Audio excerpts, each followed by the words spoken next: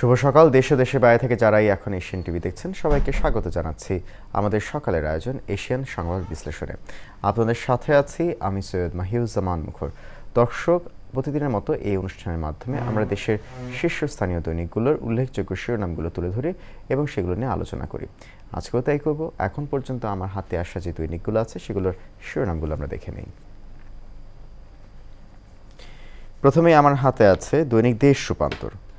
দৈনিক দেশ রূপান্তর আজকে শিরোনাম করেছে শোক ক্ষোভের বহু রং, কোটা সংস্কার আন্দোলন, সরকারিভাবে শোক পালন, লাল রঙে আন্দোলনকারীদের প্রতিবাদ। এসব মৃত্যু আমাদের সবার জন্য দুঃখজনক, হাইকোর্ট। বিভিন্ন সংগঠনের প্রতিবাদ বিক্ষোভ। এছাড়া শিরোনাম আছে জার্মান রাষ্ট্রদূতকে প্রধানমন্ত্রী, তদন্তে বিদেশি প্রযুক্তিগত সহায়তা নেওয়া হবে।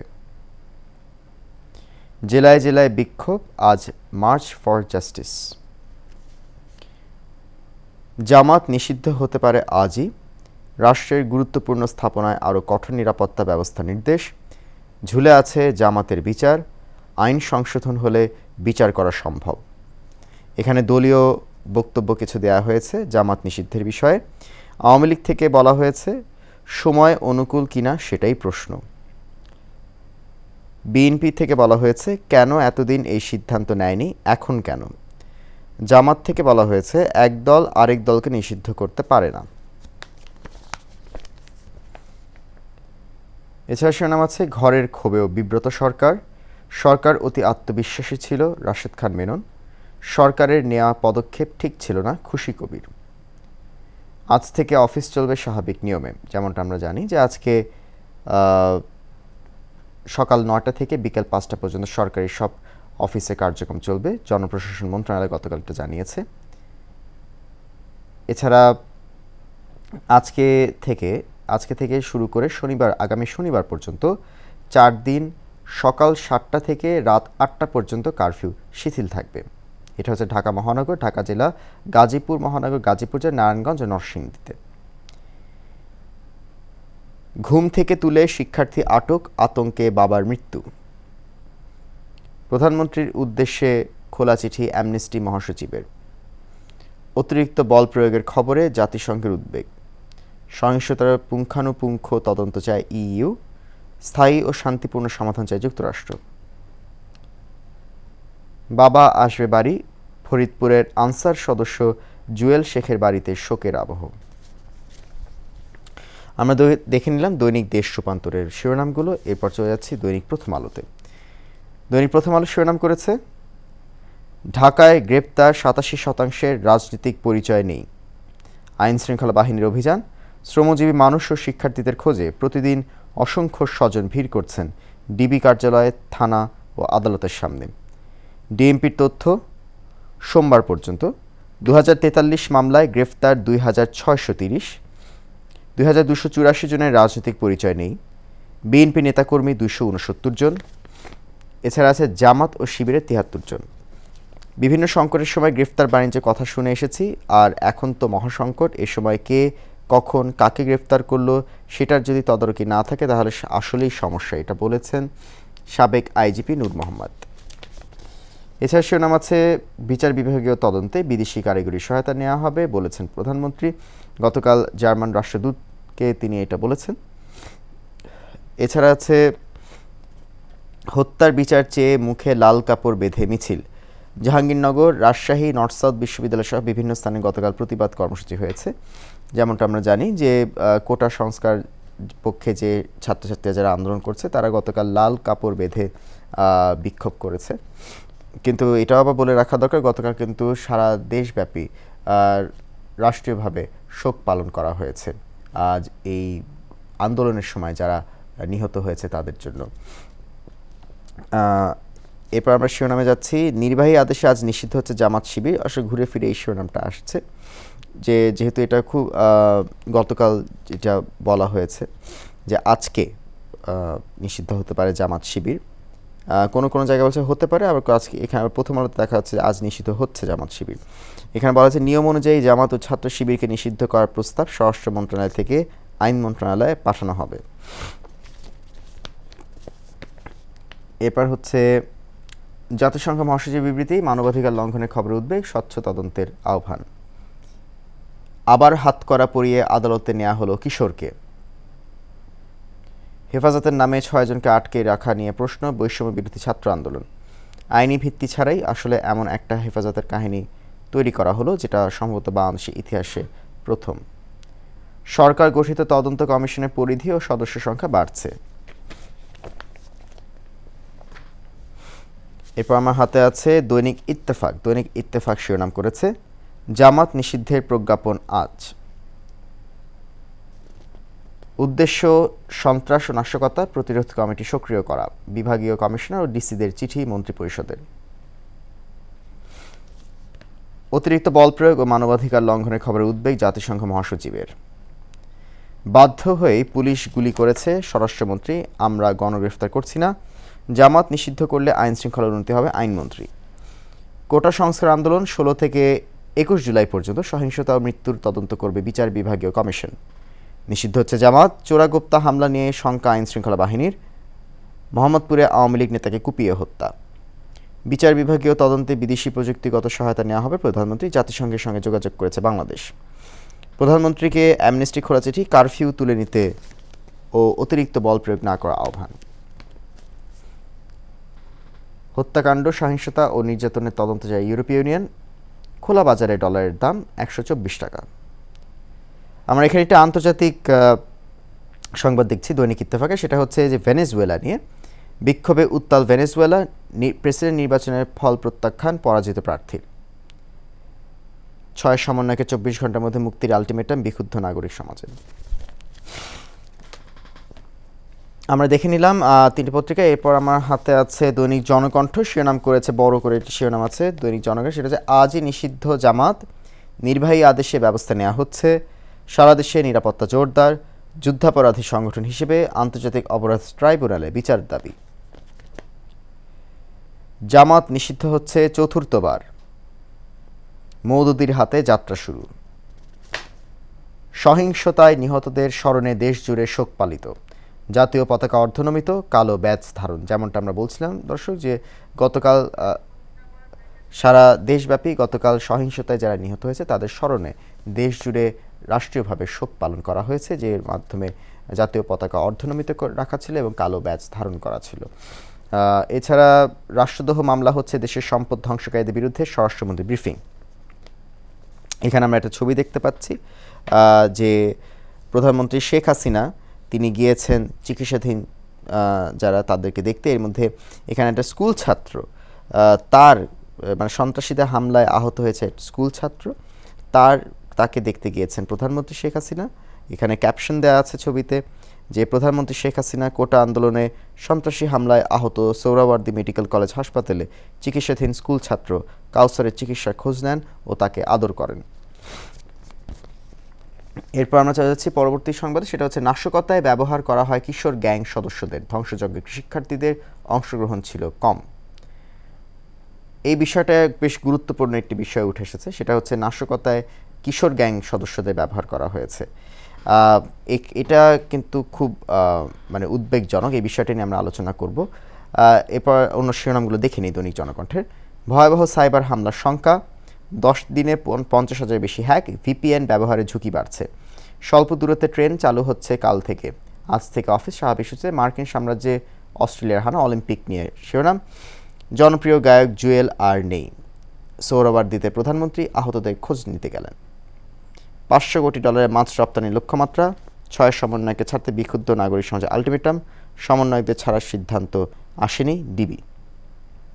কাল থেকে স্বল্প দূরত্ব ট্রেন কাল থেকে শুরু হচ্ছে, এটা একটি ভালো সংবাদ।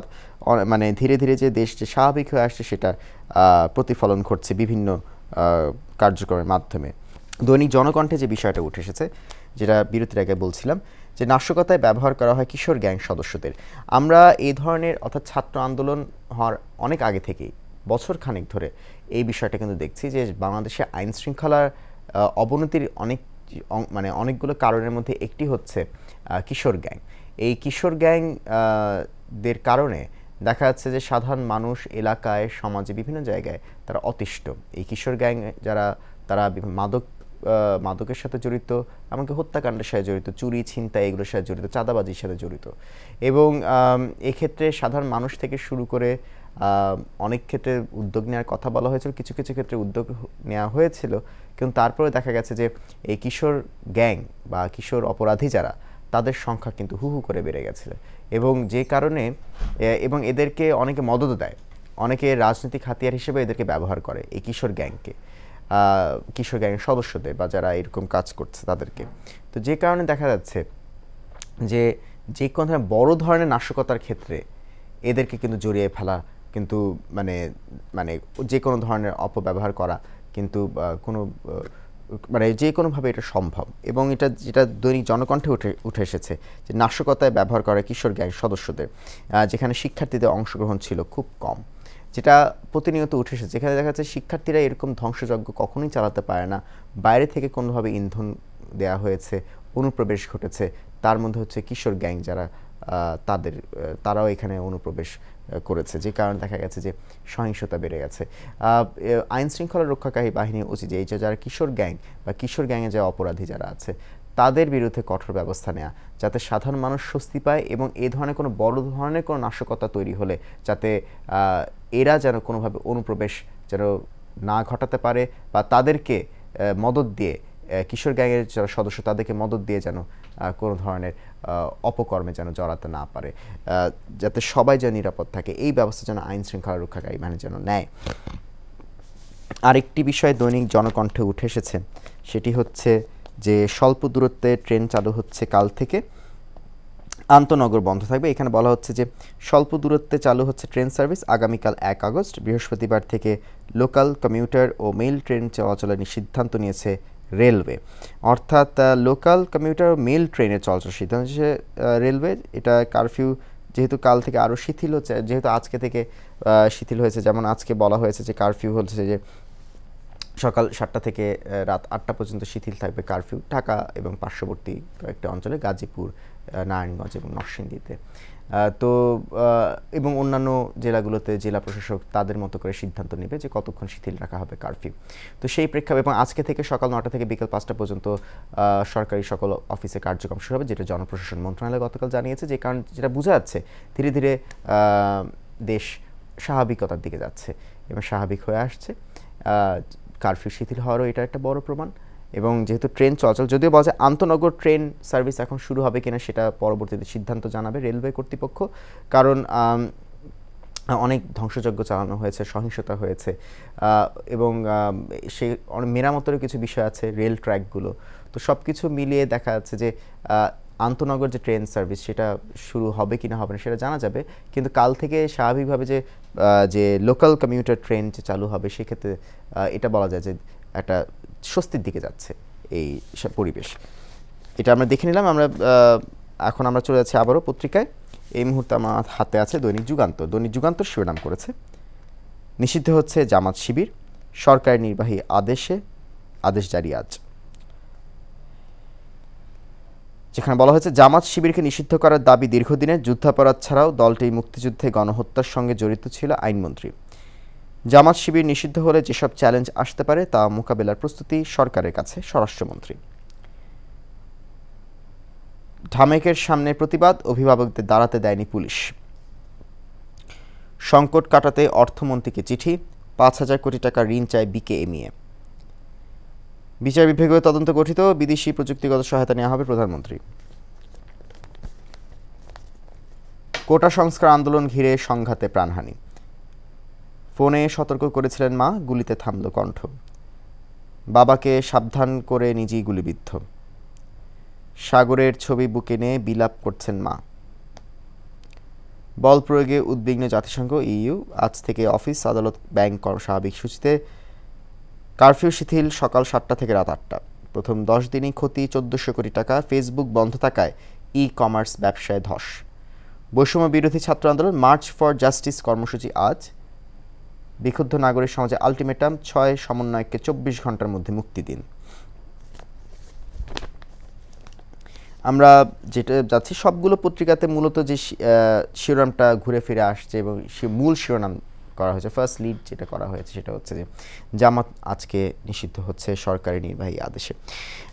যেটা আমরা জানি যে 1971 সালে মহান মুক্তিযুদ্ধে জামাত এবং জামাতের যে ভূমিকা ছিল, যে স্বাধীনতা বিরোধী ভূমিকা, সেটার প্রেক্ষাপটে এবং বিশেষ করে এখানে দেখা গেছে যে যারা মুক্তিযুদ্ধের পক্ষের যে দলগুলো আছে তারা এটাকে স্বাগত জানিয়েছে এবং অনেকে বলেছে যে সময়টা অনেক বেশি নেওয়া হয়েছে, নিষিদ্ধ করার ক্ষেত্রে আরও আগে নেওয়া উচিত ছিল।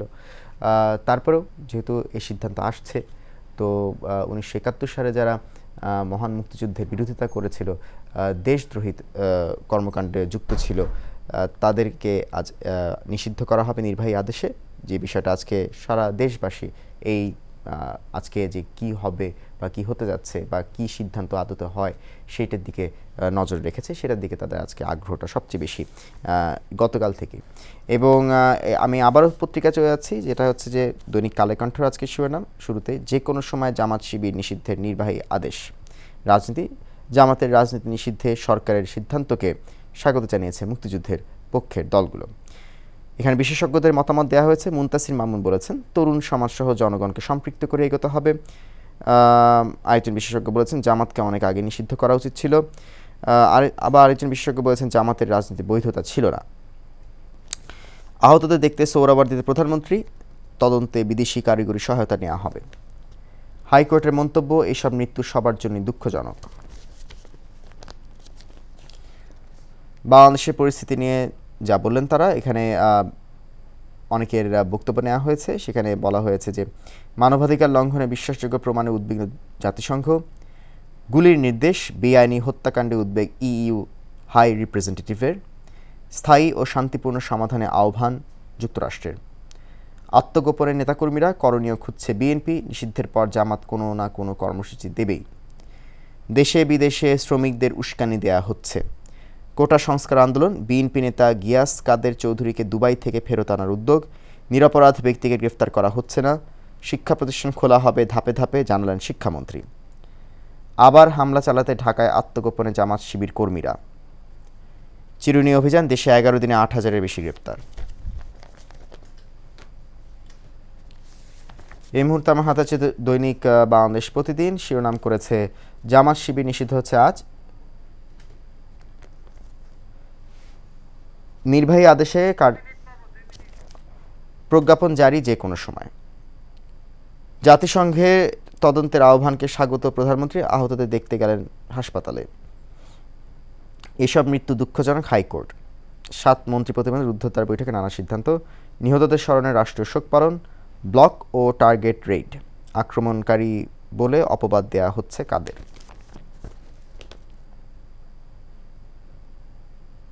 লাল রঙে প্রতিবাদ, বিক্ষোভ, অবরোধ। সরকারের লক্ষ্য একদলীয়ভাবে টিকে থাকা, ফখরুল। বিক্ষুব্ধ নাগরিক সমাজ ব্যানারে আলটিমেটাম, সুজনের 9 দফা, 6 সমন্বয়ক এখনও ডিবি হেফাজতে। স্থায়ী সমাধান চায় যুক্তরাষ্ট্র, হত্যার তদন্তে জোর ইইউ। এরপর আমার হাতে আছে দৈনিক সময়ের আলো, শিরোনাম করেছে, সহিংসতায় চাপা পড়েছে দুর্নীতির খবর, সাপে বর দুর্নীতিবাজদের। প্রধানমন্ত্রী, জাতিসংঘের সহায়তা নেবে বিচার বিভাগীয় তদন্ত কমিশন। ঢাকায় 53 হত্যা মামলা। জামাত শিবির নিষিদ্ধ হচ্ছে আজ, বিএনপি জামাত আবারও একসঙ্গে, মির্জা ফখরুল বলেছেন, জনদৃষ্টি সরাতে নিষিদ্ধের উদ্যোগ। কেরালায় ভূমিধসে নিহত বেড়ে 106। সবশেষ আমার হাতে আছে দ্য ডেইলি স্টার, শিরোনাম করেছে, teacher student demo in several universities, government largely to blame for huge loss of lives. এছাড়া আছে, all deaths unfortunate, says High Court. UNU call for thorough probe into the killings. আমরা দেখে নিলাম সবগুলো পত্রিকার শিরোনাম। মূলত যে বিষয়টি ঘুরে ফিরে আসছে দর্শক, সেটা হচ্ছে যে আজকে জামাত শিবির নিষিদ্ধ হচ্ছে সরকারি নির্বাহী আদেশে। এটি সবগুলো পত্রিকা গতকাল যেটা ঘোষণা করা হয়েছিল। আরেকটি বিষয় আসছে যে আজকে থেকে কারফিউ শিথিল করা হয়েছে সকাল 7টা থেকে রাত 8টা পর্যন্ত ঢাকা সহ আর পার্শ্ববর্তী জেলাগুলোতে। আজকে থেকে সরকারি কার্যক্রম শুরু হবে, অফিস আদালত শুরু হবে সকাল 9টা থেকে বিকাল 5টা পর্যন্ত। কালকে থেকে আবার কমিউটার ট্রেন চালু হতে যাচ্ছে, দেশ পরিস্থিতি স্বাভাবিকতা দিয়ে যাচ্ছে, এই বিষয়গুলোকে ঘুরে ফিরে এবং গতকাল রাষ্ট্রীয় শোক পালন করা হয়েছে যারা সহিংসতায় নিহত হয়েছে তাদের উদ্দেশ্যে। এইগুলি হচ্ছে মূলত শিরোনাম, সবগুলো পত্রিকায় গুলোতে ঘুরে ফিরে এই শিরোনামগুলো এসেছে। দর্শক, আমরা অনুষ্ঠান একেবারে শেষ পর্যায়ে চলে এসেছি। দর্শক, আজকের সংবাদ বিশ্লেষণ এই পর্যন্ত। আগামীকাল আবারও দেখা হবে, ততক্ষণ পর্যন্ত আপনার সবাই ভালো থাকুন। ধন্যবাদ সাথে থাকার জন্য।